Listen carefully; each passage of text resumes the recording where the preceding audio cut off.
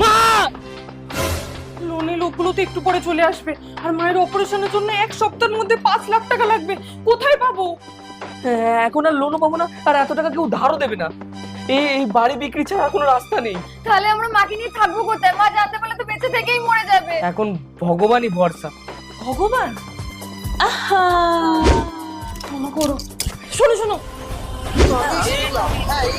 বাবা, তুমি আমাকে স্বপ্ন দিয়েছো যে তুমি মাটি ফেরে বেরোচ্ছ। বম ভোলে, বম ভোলে।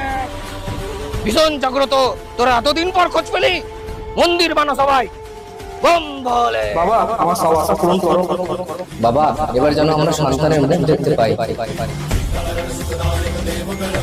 আরে মায়ের অপারেশন হয়েও তোরা 3 লাখ টাকা বেঁচে যাবে। চলো সবাই ঘুরতে যাবো। না, এই টাকা দিয়ে মন্দিরও হবে, আর বাকি টাকা গরিবদেরকে দান করা হবে। আহা।